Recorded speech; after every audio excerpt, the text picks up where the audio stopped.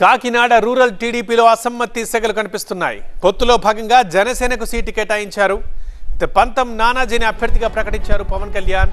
కానీ టీడీపీ మాజీ ఎమ్మెల్యే పిల్లి అనంతలక్ష్మి అసంతృప్తిలో ఉన్నారు. దీనికి సంబంధించి 2-3 రోజుల్లో నిర్ణయం తీసుకుంటామని చెప్తున్నారు పిల్లి. కార్యకర్తల ఆలోచన ప్రకారమే ముందుకు వెళ్తామంటోంది పిల్లి కుటుంబం. టికెట్ ప్రకటనకు ముందే నానాజీ పార్టీ ఆఫీస్ ఓపెన్ చేయడంతో ఆ రోజే పిల్లి ఫ్యామిలీ అభ్యంతరం తెలిపింది. నిన్న టికెట్ ప్రకటనతో అసంతృప్తి ఒక్కసారిగా భగ్గుమంది.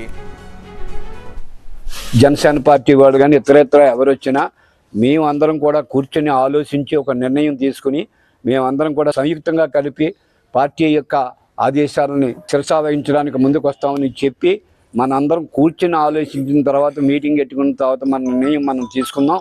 అప్పటి వరకు కూడా మీరు కూడా సహనం పాటించాలి.